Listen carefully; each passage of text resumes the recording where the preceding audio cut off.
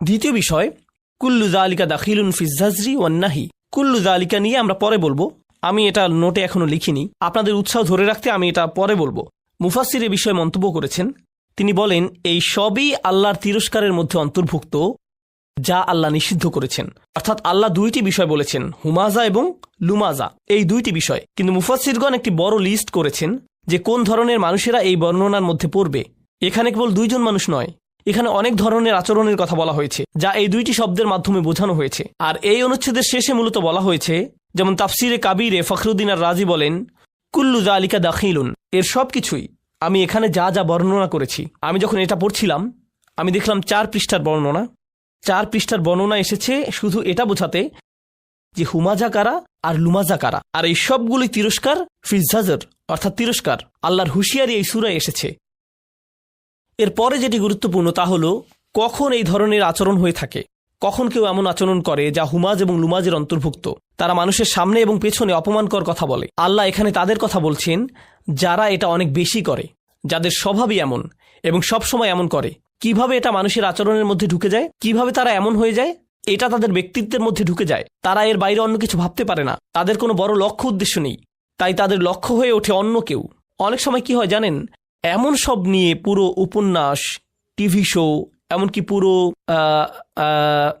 সাহিত্যের পুরো একটা রীতি গড়ে উঠেছে। যখন মানুষের নিজের ভালো কিছু করার থাকে না, তারা অন্যদের নিয়ে বেশি চিন্তিত হয়ে পড়ে। এমনকি এই ধরুন হাস্য ব্যঙ্গাত্মক আলাপ, বিশেষ করে মফস্বলে দেখা যায়, যেখানে সব সময় চলতে থাকে ওদের উঠান আমাদের চেয়ে বড়, কিংবা দেখেছো ওরা কি করছে, ওরা কেমন গাড়ি কিনেছে, আমি শুনেছি এটা হয়েছে সেটা হয়েছে। পাড়া প্রতিবেশীদের মধ্যে সব সময় এই সব আড্ডা চলতে থাকে, ওরা কেমন গাড়ি কিনেছে, আমি শুনেছি এটা হয়েছে সেটা হয়েছে। পাড়া প্রতিবেশীদের মধ্যে সব সময় এই সব আড্ডা চলতে থাকে। সমাজের মানুষেরা এমন মন্তব্য করে, এই তুমি দেখেছো ওই দিন সে কি পরেছিল, ও আল্লাহ এইসব কাপড় সে কোত্থেকে কিনেছে। এইসব অপ্রয়োজনীয় কথাবার্তাই হচ্ছে হুমাজ আর লুমাজ। আর এগুলো কোত্থেকে শুরু হয়েছে, যখন মানুষের বড় কোনো লক্ষ্য নেই, যখন তার মন শুধু অন্যদের নিয়ে ভাবে। বলে রাখি, এখানে এটা এই জন্য গুরুত্বপূর্ণ যে এর আগের সূরাটিতে প্রাথমিক বিষয়ের প্রতি নজর দেওয়া হয়েছিল, তা হলো ইন্নাল ইনসানা লাফি খুসর। আর এই ক্ষতি থেকে বাঁচার প্রাথমিক চিকিৎসা হলো ইল্লাল্লাযীনা আমানু ওয়া আমিলুস সলিহাত ওয়া তাওয়াসাউ বিল হক ওয়া তাওয়াসাউ বিস সবর। এটাই আপনার প্রাথমিক ভাবনা হওয়া উচিত। যখন এগুলো আপনার মাথায় থাকে না, তখনই আপনার মন এইসব নিয়ে ভাবে। আপনার নিজের মধ্যে সমস্যা খুঁজে আপনি পান না, আপনার নিজের মধ্যে সমস্যা না খুঁজে আপনি অন্যের দোষ ধরায় ব্যস্ত হয়ে পড়েন। আসলে সম্ভবত মুফতি মুহাম্মদ শফি দুর্বল ব্যক্তিত্বের মানুষ সম্পর্কে একটি উর্দু কবিতায় বলেছিলেন যে নিজের দোষ দেখতে পায় না, নিজের দোষ ঢাকার জন্য সে যা করে তা হলো সবসময় অন্যের দোষ খুঁজে বেড়ায়, সবসময় অন্যের দোষ খুঁজে বের করে, এভাবেই সে নিজের দোষ ঢাকার চেষ্টা করে। তিনি বলেন, আমি এখানে উর্দুতে কবিতাটির একটি লাইন পড়ব, কিছু মনে করবেন না। আরও কি আজমত কে জানে, আরও কি আজমত কে জানে, কমজর্ফ জো ইনসা হতে হে। এর অর্থ হচ্ছে, যারা ব্যক্তি হিসাবে নিচু চরিত্রের তারা কিভাবে অন্যদের ভালো দিকের প্রশংসা করবে। তারা অন্যদের মধ্যে কেবলই সমস্যা দেখতে পায়। যখন কেউ অন্যদের মধ্যে কেবলই সমস্যা দেখে, সামনাসামনি কিংবা পেছনে, এর মানে কি জানেন, তারা নিজেরাই নিচু মানসিকতার, তারা মানুষের ভালো কিছু দেখতে পারে না, তারা শুধুই সমস্যা খুঁজে পায়, আর এতে তারা নিজেদের ছাড়া অন্য কারো ক্ষতি করে না। আল্লাহ আমাদের এই ধরনের আচরণ থেকে দূরে থাকার তৌফিক দিন। তো আমি আপনাদের সূরা তাকাসুর, সূরা আসর ও সূরা হুমাজার মিলের ব্যাপারে বলেছি, তাই আমি নোটের এই অংশটি বাদ দিচ্ছি। আমরা সরাসরি প্রখ্যাত ভাষাবিদ মুফাসসির আজ-জামাখশারির মন্তব্যে যাব। তিনি আল কাশাফ গ্রন্থ লিখেছেন। তিনি বলেন, আল হুমাজ আল কাসর, আরবিতে কাসর শব্দটি দিয়ে কোনো কিছু ফাটল ধরানো বা ভাঙা বা টুকরো করা বোঝায়, বা কোনো কিছু খণ্ডিত করা। সাহিত্যে এটা দিয়ে বোঝানো হয় কেউ যখন কারোর সাথে এমনভাবে কথা বলে যেন সে তাকে ভেঙে ফেলতে পারে, শারীরিকভাবে নয় মানসিকভাবে। সে তার সম্মান নষ্ট করতে চায় কিংবা তার আত্মসম্মানে ফাটল ধরাতে চায়, এমন কিছু বোঝায়। ভাষাগত দিক থেকে এই শব্দটি দিয়ে হুমাজ এর মনোভাব বোঝায়। এরপর তিনি বলেন, লুমাজ আত-তাআন, লুমাজ হচ্ছে মূলত ব্যঙ্গাত্মক স্বর, কাউকে নিয়ে বিদ্রুপ করা। প্রথমত, আল্লাহ আপনাকে যা যা নিয়ামত দান করেছেন সেগুলোতে মনোযোগ দিন। এরপর ফাসল্লি লিরাব্বিকা ওয়ানহার, নবী সাল্লাল্লাহু আলাইহি সাল্লামকে আল্লাহ বলছেন সালাত আদায় করুন। আল্লাহ বলছেন দুঃখ, কষ্ট, যন্ত্রণা থেকে মুক্তির উপায় হলো সালাত আদায় করা। সুবহানাল্লাহ। জানেন, এখানে সালাত আদায়ের দুইটা দিক আছে। প্রথমত, শেষ আয়াতের সাথে সালাতের সম্পর্ক আছে, আবার প্রথম আয়াতের সাথেও সালাতের সম্পর্ক আছে। তাহলে মাঝখানের আয়াত ফাসল্লি লিরাব্বিক হলো এই সূরার মূল আয়াত। প্রথম আয়াতে আল্লাহ নবী সাল্লাল্লাহু আলাইহি সাল্লামকে যা দান করেছেন সেই সম্পর্কে বলা হয়েছে। আর কোনো উপহার পেলে আপনার কি করা উচিত? আপনার কৃতজ্ঞতা প্রকাশ করা উচিত, এবং কৃতজ্ঞতা প্রকাশের শ্রেষ্ঠ মাধ্যম হল সালাত আদায় করা। তাহলে প্রথম আয়াতের প্রতিক্রিয়া হল ফাসল্লি লিরব্বিক। আবার দ্বিতীয়ত, তার শত্রুদের কাছে থেকে যে অসহনীয় দুঃখ কষ্ট তিনি পেয়েছেন, যাদের কথা শেষ আয়াতে বলা হয়েছে, এই কষ্টগুলো মোকাবেলা করার জন্য আপনি কি করেন? আপনি নামাজে দাঁড়িয়ে যান। তাহলে ভালো মন্দ উভয় পরিস্থিতিতে আপনার প্রতিক্রিয়া হবে নামাজ আদায় করা। সুবহানাল্লাহ। এখন চলুন নবী সাল্লাল্লাহু আলাইহি সাল্লামের সন্তানদের সম্পর্কে আমরা জানব। আন ইবনে আব্বাস রাদিয়াল্লাহু তাআলা আনহুমা قال, ইবনে আব্বাস রাদিয়াল্লাহু আনহুমা হাদিসটি বর্ণনা করেছেন, কান আকবরু ওয়ালাদি রাসূলুল্লাহ সাল্লাল্লাহু আলাইহি ওয়াসাল্লাম আল কাসিম। রাসূল সাল্লাল্লাহু আলাইহি সাল্লামের বড় সন্তানের নাম ছিল কাসিম রাদিয়াল্লাহু আনহু। সুম্মা জায়নাব, তারপর জায়নাব, সুম্মা আব্দুল্লাহ, তারপর আব্দুল্লাহ, সুম্মা উম্মু কুলসুম, সুম্মা ফাতিমা, সুম্মা রুকাইয়া, ফামাত আল কাসিম। তাহলে এখান থেকে আমরা তার সন্তানদের বয়সের ক্রমও জানতে পারি। তো প্রথম সন্তান ছিলেন কাসিম, তারপর জায়নাব, তারপর আব্দুল্লাহ, তারপর উম্মে কুলসুম, তারপর ফাতিমা, তারপর রুকাইয়া। মাক্কি যুগের শেষের দিকে কাসিম রাদিয়াল্লাহু আনহু ইন্তেকাল করেন। এরপর মাদানী যুগে আব্দুল্লাহ মারা যান। কারো কারো মতে সূরাটি কাসিম রাদিয়াল্লাহু তাআলা আনহুর মৃত্যুর প্রেক্ষাপটে নাজিল হয়। আবার অন্যদের মতে আব্দুল্লাহ রাদিয়াল্লাহু তাআলা আনহুর মৃত্যুর পরে এটি নাজিল হয়। আবার অন্য একটি বর্ণনায় আমরা রাসূল সাল্লাল্লাহু আলাইহি সাল্লামের আরো একজন সন্তানের কথা জানতে পারি, ইব্রাহিম রাদিয়াল্লাহু আনহু। তাহলে তার কোন সন্তানের মৃত্যুর প্রেক্ষিতে সূরাটি নাজিল হয়েছে, এই ব্যাপারে বিভিন্ন মতামত পাওয়া যায়। আবার আবু আইয়ুব রাদিয়াল্লাহু আনহু বর্ণনা করেছেন, লাম্মা মাতা ইব্রাহিম বিন রাসূলিল্লাহ সাল্লাল্লাহু আলাইহি সাল্লাম মাশাল মুশরিকুনা বা'দুহুম ইলা বা'দ ফাকালু, অর্থাৎ যখন রাসূল সাল্লাল্লাহু আলাইহি সাল্লামের ছেলে ইব্রাহিম রাদিয়াল্লাহু তাআলা আনহু ইন্তেকাল করলেন, মুশরিকরা একে অন্যের কাছে দৌড়ে দৌড়ে যেতে লাগলো এবং বলল, ইন্না হাযা সাবি ক্বাদ বাতারাল লাইল। সাবি মানে যার আর কোনো সন্তান হবে না, যার কোনো ছেলে সন্তান নেই, কোনো পরবর্তী বংশধর নেই, আজ রাতে তার বংশধারা নিঃশেষ হয়ে গেছে। এটা বলে তারা উৎসব করতে লাগলো। ইব্রাহিম রাদিয়াল্লাহু তাআলা আনহুর মৃত্যুর বর্ণনাই অধিক জোরালো। তো এবার আসুন, ফাসল্লি লিরব্বিক, এই আয়াতটি শুরু হয়েছে ফা অক্ষর দিয়ে। ফা সল্লি লিরব্বিক। এখানে ফা সম্পর্কে ইমাম আল আলুসি বলছেন, আল ফা ফি কওলিহি তাআলা, তিনি বলছেন আল্লাহ যখন আয়াতে ফা অক্ষরটি উল্লেখ করেছেন, লিতারতিবি মা বাদাহা আলা মা ক্বাবলাহা, এই ফা অক্ষরটি এর পূর্ববর্তী বাক্যাংশের উপর গুরুত্বারোপ করে এবং এটি ফা এর পূর্ববর্তী কথার সাথে এর পরের কথাকে সম্পৃক্ত করে। ফাইন্না ইতাআ তাআলা ইয়াহু আলাইহিস সালাতু ওয়াস সালাম মা যুকিরা মিনাল আয়াতিল্লাতি লাম ইউতিহা আহাদাম মিনাল আলামিন। অর্থাৎ যেহেতু প্রথম আয়াতে বলা হয়েছে নবী সাল্লাল্লাহু আলাইহি সাল্লামকে আল্লাহ প্রাচুর্য দান করেছেন, আর তিনি তাকে যা কিছু দান করেছেন সবই অসাধারণ এবং অতুলনীয়। তাছাড়া এগুলো এমন কিছু ছিল যা তিনি এই পৃথিবীর আর কাউকে দেননি। মুস্তাওজাবুন লিল মা'মুরি বিহি আই ইস্তিজাব। এজন্য এটা রাসূল সাল্লাল্লাহু আলাইহি সাল্লামের জন্য গুরুত্বপূর্ণ ছিল যে তিনি এই সীমাহীন কল্যাণ লাভের জবাবে কৃতজ্ঞতা প্রকাশ করবেন। এই অসীম নিয়ামতের জন্য সারা দিয়ে কৃতজ্ঞতা প্রকাশ করা খুবই জরুরি। আইফাদুম আলাস সালাতি লিরব্বিক, অর্থাৎ রাসূল সাল্লাল্লাহু আলাইহি সাল্লামকে বলা হচ্ছে, যেহেতু আপনার প্রতি অসীম অনুগ্রহ করা হয়েছে, তাই আপনি নামাজে অবিচল থাকুন। দুম আলাস সালাত, আল্লাহর জন্য আপনি সালাতে অবিচল থাকুন। এগুলো ইমাম আল আলুসির মন্তব্য। আপনাদের আবার একটু মনে করিয়ে দিতে চাই, এর আগের সূরা থেকে আমরা জেনেছি তারা যখন নামাজ পড়ত তারা উদাসীন থাকত, নামাজের প্রতি তারা যত্নবান ছিল না। তাছাড়া যখনই তারা নামাজ পড়ত, লোক দেখানোর জন্য নামাজ পড়ত। আর এই সূরায় ঠিক এর বিপরীত বলা হচ্ছে, তোমরা কেবল তোমাদের রবের জন্য সালাত আদায় করো। ফাসল্লি লিরব্বিক, তিনি শুধু ফাসল্লি বলেননি, যদিও এর মাধ্যমে আদেশটি পরিপূর্ণ বোঝা যাচ্ছে। যেমন তিনি অন্য আয়াতে বলছেন আকিমিস সালাত, শুধু আকিমিস সালাত, কিন্তু এখানে বলছেন ফাসল্লি লিরব্বিক, আপনার রবের জন্য সালাত আদায় করুন, আপনার রবের জন্য। এর মাধ্যমে নামাজ আদায়ের উদ্দেশ্য স্পষ্ট করে বলা হচ্ছে। এখন সল্লি ফাইন্নাস সালাতা জামিআতু লিজামিই আকসামুশ শুকুর, এটা খুবই গুরুত্বপূর্ণ। আল্লাহ সালাতের কথা বলেছেন, শুকরের কথা বলেননি। তিনি বলেননি ওয়া শুকর রব্বাক, তোমার রবের কৃতজ্ঞতা প্রকাশ করো, তাই না? যখন কোনো অনুগ্রহ করা হয় তখন এর জন্য কৃতজ্ঞতা প্রকাশ করা উচিত। তাহলে আমরা বুঝতে পারলাম সালাত হলো জামিআতু লিজামিই আকসামুশ শুকুর, অর্থাৎ আল্লাহর প্রতি কৃতজ্ঞতা প্রকাশের পরিপূর্ণ, সর্বোৎকৃষ্ট এবং সর্বশ্রেষ্ঠ উপায় হলো আল্লাহর জন্য সালাত আদায় করা।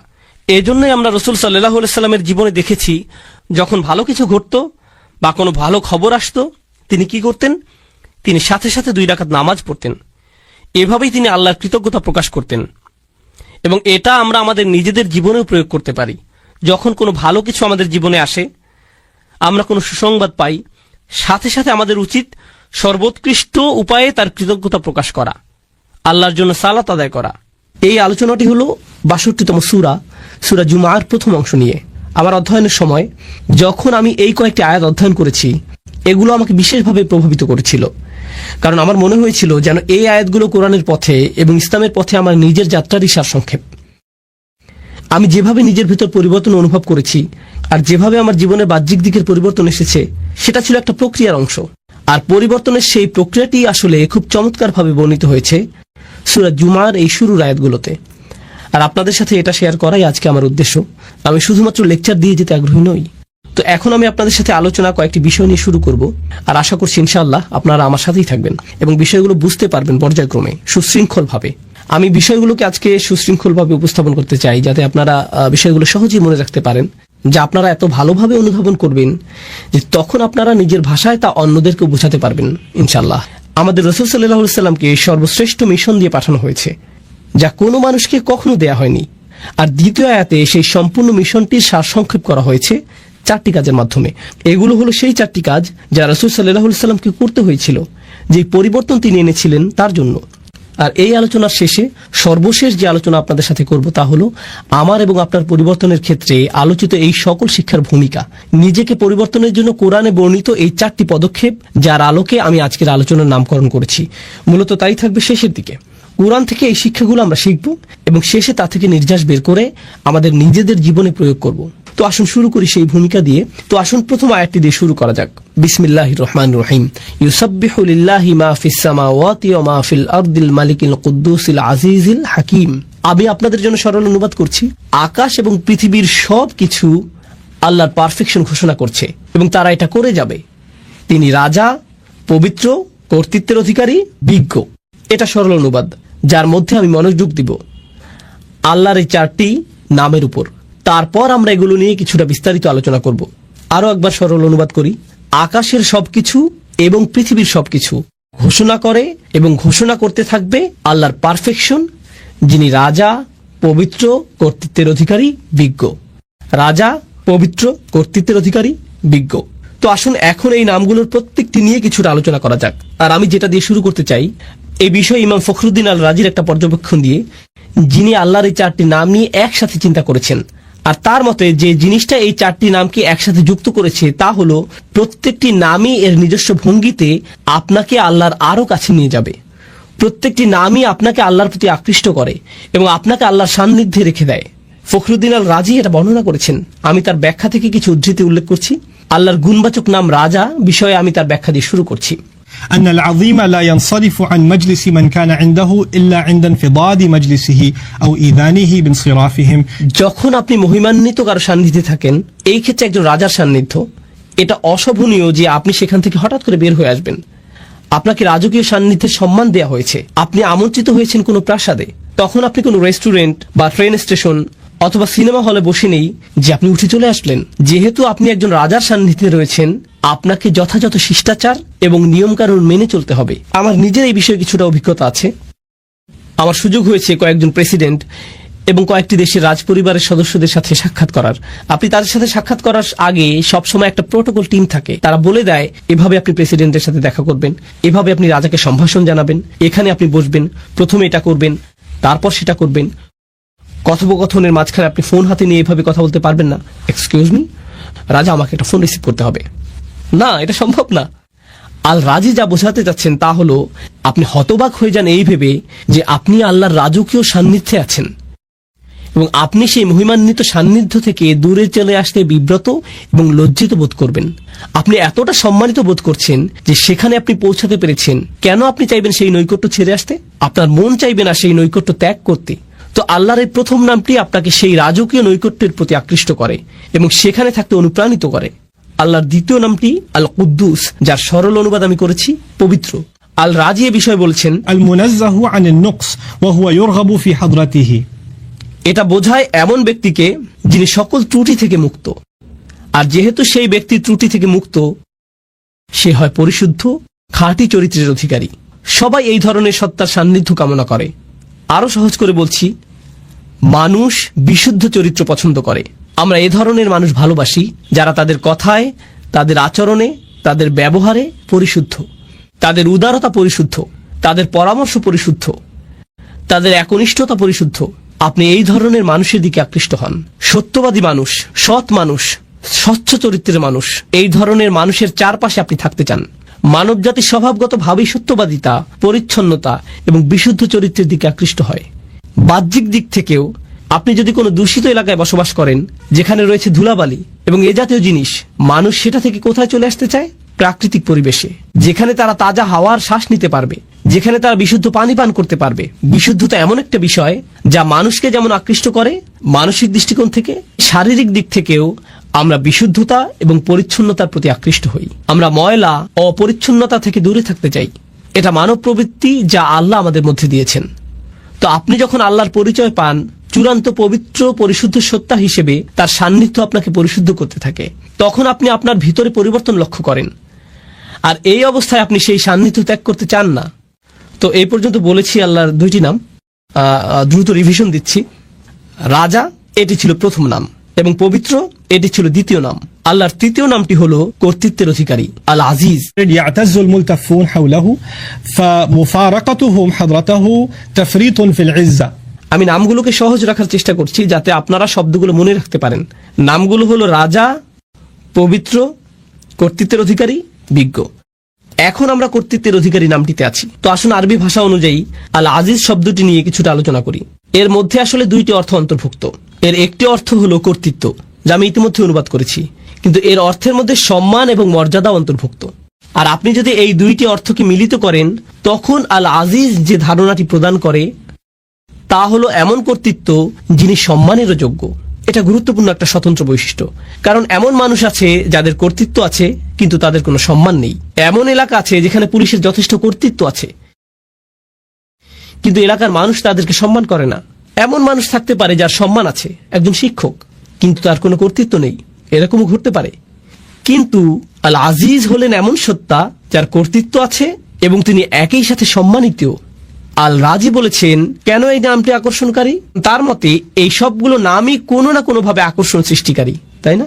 এগুলো আপনাকে আল্লাহর নিকটবর্তী করে। তিনি বলেন এই গুণটিও রাজার মতো। একজন সম্মানিত এবং কর্তৃত্বের অধিকারী ব্যক্তি আপনাকে আমন্ত্রণ জানিয়েছেন, তার নৈকট্য লাভ করেছেন। আপনি সেই নৈকট্য ছেড়ে আসলে তিনি অসম্মানিত হবেন না, বরং আপনি নিজে অসম্মানিত হবেন। আপনি সেই সম্মান থেকে বঞ্চিত হবেন। আপনি আমন্ত্রণ পেয়েছেন সম্মানিত কোনো ব্যক্তির পক্ষ থেকে, আপনি আমন্ত্রণ পেয়েছেন কর্তৃত্বের অধিকারী কোনো ব্যক্তির কাছ থেকে। তো আপনার তার প্রতি আনুগত্য প্রদর্শন করা, সেখানে গিয়ে অবস্থান করার অর্থ হলো আপনার নিজেকে সম্মানিত করা। তো মানুষ আসলে সম্মানিত হতে পারে আল আজিজের সান্নিধ্য পাওয়ার মাধ্যমে। আর সব শেষে আমি দ্রুত আলোচনা করছি এই লিস্টের শেষ নামটি, আল মালিক, আল কুদ্দুস, আল আজিজ এবং সবশেষে আল হাকিম। রাজা, পবিত্র, কর্তৃত্বের অধিকারী এবং সবশেষে বিজ্ঞ। إذا فارق أحد حضرته فاته في كل آن شيء من الحكمة. চমৎকার কথা। যখন আপনি কোনো বিজ্ঞ ব্যক্তির সান্নিধ্যে থাকেন, তার কাছ থেকে বিজ্ঞতা অর্জন করতে যে কয়টি মুহূর্ত আপনি মিস করেন তাই আপনার জন্য ক্ষতি। প্রতিটা মুহূর্তকে আপনি কাজে লাগাতে চান। আমার এই ধরনের অভিজ্ঞতা আছে, যা হয়তো আপনারও আছে। খুব কম সংখ্যক মানুষই আছে যারা প্রকৃত বিজ্ঞতার উৎস।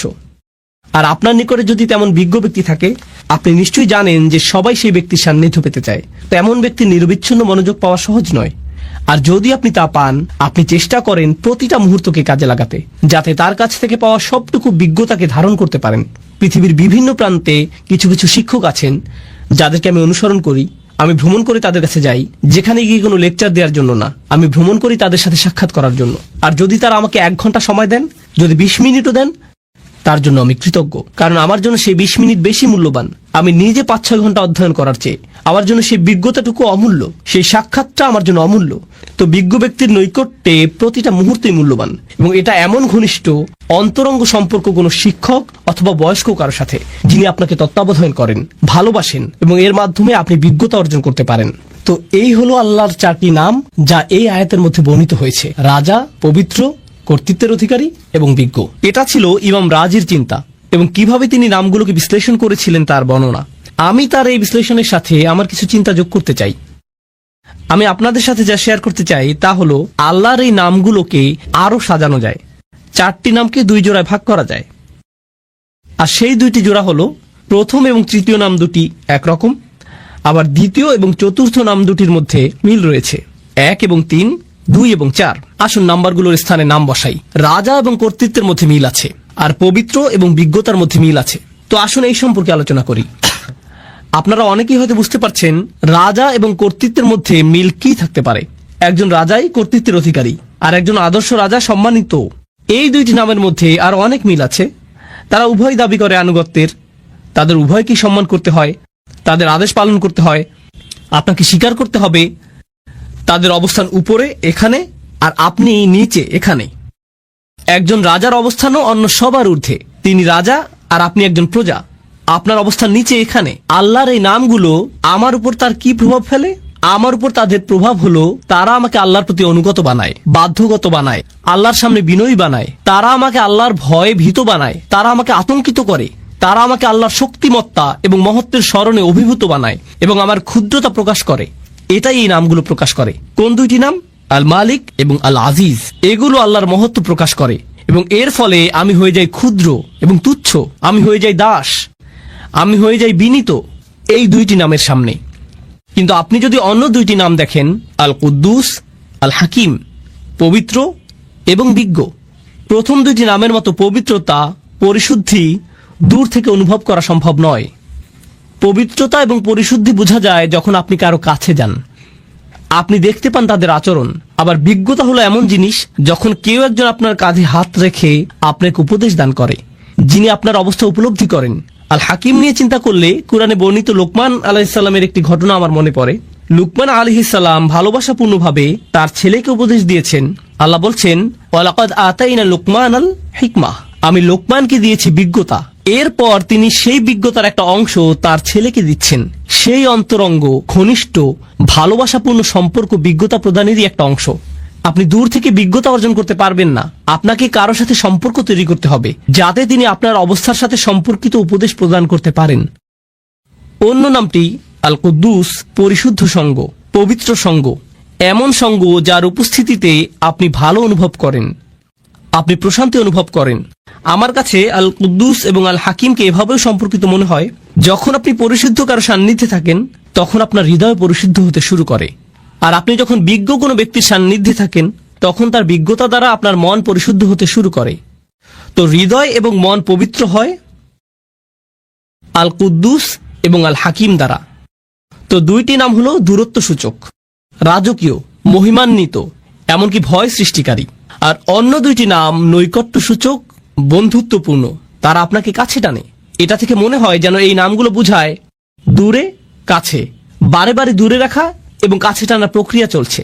আমার এবং আল্লাহর মধ্যে সম্পর্কের ক্ষেত্রে এই নামগুলোর যে বিপরীতধর্মী প্রতিক্রিয়া তা আসলে খুবই চমৎকারভাবে কোরআনে বর্ণিত হয়েছে। আর আল্লাহর সাথে আমার সম্পর্কের ক্ষেত্রে এই উভয় অবস্থাই দরকারি। প্রথমে আমি আপনাদেরকে এর একটা উদাহরণ দিতে চাই। এক্ষেত্রে আমার প্রিয় উদাহরণটি হলো মূসা আলাইহিস সালামের উদাহরণ। যখন তিনি আগুন দেখতে পেলেন, তিনি ছিলেন তার পরিবারের সাথে, আর তখন তিনি পাহাড়ের উপর আগুন দেখতে পেলেন। তিনি তার পরিবারকে বললেন, তোমরা এখানে থাকো, আমি আগুন দেখতে পেয়েছি, সম্ভবত আমরা সেখান থেকে পথ চলার নির্দেশনা পাবো। তিনি বুঝতেই পারেননি যে উপরে গিয়ে তিনি আল্লাহর সাথে কথা বলবেন। যখন তিনি সেখানে গেলেন তখন প্রথম অনুভূতি কি ছিল? আল্লাহ বলেছেন, ইয়া মূসা ইন্নী আনা রব্বুক ফাখলা'ন আলাইক। মূসা, নিঃসন্দেহে আমি তোমার প্রভু, অতএব জুতা খুলে প্রবেশ করো। ইন্নাকা বিল ওয়াদিল মুকাদ্দাসি তুয়া, নিঃসন্দেহে তুমি পবিত্র তুয়া উপত্যকায় আছো। তিনি ভয় পেয়ে গেলেন। আল্লাহ মূসা আলাইহিস সালামের উপর তার প্রভুত্বকে প্রতিষ্ঠিত করলেন। তিনি একজন দাস মাত্র, জুতা খুলে ফেলো, যথাযথ সম্মান প্রদর্শন করো। এটা একটা ভয় সৃষ্টিকারী সম্পর্ক। পরেই আল্লাহ কি বললেন? ওয়া আনা উখতারতুকা ফাসতামি' লিমা ইউহা, এবং আমি তোমাকে মনোনীত করেছি, আমি তোমাকে বাছাই করে নিয়েছি, তোমার উপরে যা নাজিল করা হচ্ছে তা মনোযোগ দিয়ে শোনো। অর্থাৎ আল্লাহ বলছেন, আমি তোমার মধ্যে সম্ভাবনা দেখেছি, এজন্যই তোমাকে মনোনীত করেছি। এখন তিনি মূসা আলাইহিস সালামকে স্বাভাবিক করতে চাইছেন। ইন্নানি আনাল্লাহ লা ইলাহা ইল্লা আনা ফা'বুদনি, নিঃসন্দেহে আমি আল্লাহ, আমি ছাড়া ইবাদতের যোগ্য আর কেউ নেই, আমার দাসত্ব করো। এটা আবার প্রভুত্ব এবং দাসত্ব ভয় সৃষ্টিকারী সম্পর্ক। আর এর ঠিক পরে এই নৈকট্য সূচক সম্পর্ক, ওয়াকিমিস সালাতা লিযিকরি, নামাজ কায়েম করো যাতে আমাকে স্মরণ করতে পারো। আল্লাহর স্মরণ অবশ্যই হৃদয়ের সাথে সম্পর্কিত এবং আল্লাহর সাথে নৈকট্য প্রকাশকারী বিষয়। এরপরেই তিনি আবারও তাকে ভয় দেখাচ্ছেন এবং বলছেন, ইন্নাস সাআতা আতিয়াতুন আকাদু উখফিহা লিতুজজা কুল্লু নাফসিন বিমা তাসআ ফালা ইয়াসুদ্দান্নাকা আনহা মান লা ইউমিন বিহা ওয়াত্তাবা হাওয়াহু ফাতারদা। কিয়ামত নিকটবর্তী, আমি এটাকে প্রায় সম্পূর্ণ গোপন রেখেছি যাতে প্রত্যেক ব্যক্তি তার প্রচেষ্টা অনুযায়ী প্রতিদান পেতে পারে। যারা কিয়ামতে বিশ্বাস করে না এবং নিজের প্রবৃত্তির অনুসরণ করে, তাদেরকে সেই সুযোগ দিও না যাতে তোমাকে বিভ্রান্ত করতে পারে, তাহলে তুমি পাহাড় থেকে নিচে পড়ে যাবে। আক্ষরিকভাবে তিনি বলেছেন ফাতারদা, কারণ মূসা আলাইহিস সালাম পাহাড়ের উপরেই দাঁড়িয়েছিলেন। তো তিনি বললেন তারা রূপক অর্থে পাহাড় থেকে পড়বে, ব্যতিক্রম কিছু করলে তুমি আসলেই পড়ে যাবে। যখন মূসা আলাইহিস সালাম কিয়ামত দিবস সম্পর্কে শঙ্কিত হয়ে পড়লেন, তখন তিনি বললেন, ওমা তিলকা বিয়ামিনিকা ইয়া মূসা, তোমার ডান হাতে ওটা কি মূসা? আবারও বন্ধুত্বপূর্ণ সংলাপ যা তাকে নিকটে আনছে। এ ধরনের উদাহরণ সমগ্র কোরআন জুড়ে রয়েছে। এখন এটা জানা গুরুত্বপূর্ণ যে কেন এ ধরনের সংলাপ, কেন কিছু নাম আমাদেরকে আতঙ্কিত করছে, ভীত করছে, আল্লাহর কর্তৃত্ব প্রতিষ্ঠা করছে, আর অন্য নামগুলো কেন তাকে বন্ধুত্বে পরিণত করছে, ঘনিষ্ঠ সহযোগী বানিয়ে দিচ্ছে। এই দুইটি জিনিস একসাথে যায় না। লক্ষ্য করুন, যখন আল্লাহর সাথে আপনার সম্পর্ক শুধু কর্তৃত্বকে ঘিরে হয়, তখন আপনি আল্লাহর ভয়ে এতটাই ভীত হবেন এবং এতটাই আতঙ্কিত থাকবেন যে আপনি সকল আশা হারিয়ে ফেলবেন। যদি আল্লাহর সাথে আপনার শুধুই বন্ধুত্ব এবং ভালোবাসার সম্পর্ক হয়, তখন আপনি বলবেন, আল্লাহ আমাকে ভালোবাসেন, তিনি আমার প্রকৃত অবস্থা জানেন, আমি তাকে ভালোবাসি, তিনি আমার সবচেয়ে ভালো বন্ধু, ইত্যাদি ইত্যাদি। আপনি জানেন বন্ধুদের মাঝে কি হয়? বন্ধুদের কারো উপর কারো কর্তৃত্ব থাকে না। বন্ধুরা এমন বলে, হ্যাঁ আমি তার সাথে সীমা লঙ্ঘন করি, কিন্তু তাতে কি? যদি আল্লাহর সাথে আমাদের সম্পর্ক শুধুমাত্র তার কর্তৃত্বের মাধ্যমে হয়, আমরা শুধুই আতঙ্কিত এবং ভীত হব, তখন আল্লাহর সাথে আমাদের সম্পর্কের বহিঃপ্রকাশ হবে খুবই নিরাশাজনক। যদি আল্লাহর সাথে আমাদের সম্পর্ক শুধুমাত্র নৈকট্য, বন্ধুত্ব এবং অন্তরঙ্গতাকে কেন্দ্র করে হয়, আমরা সেই নমনীয়তার ফায়দা নিতে শুরু করব এবং তার অবাধ্যতা শুরু করব। আল্লাহ এই দুইটি জিনিসের মধ্যে ভারসাম্য রক্ষা করেছেন, যেমন তিনি ভয় এবং আশার মধ্যে ভারসাম্য রক্ষা করেছেন, কর্তৃত্ব এবং নৈকট্যের ক্ষেত্রেও একইভাবে ভারসাম্য রক্ষা করেছেন। আর সেই ভারসাম্যটি এত চমৎকারভাবে উপস্থাপিত হয়েছে আল মালিক, আল কুদ্দুস, আল আজিজ, আল হাকিম, রাজা, পবিত্র, কর্তৃত্বের অধিকারী, বিজ্ঞ, কাছে এবং দূরে, বারে বারে। সুবহানাল্লাহ। তো এখন আমরা প্রস্তুত।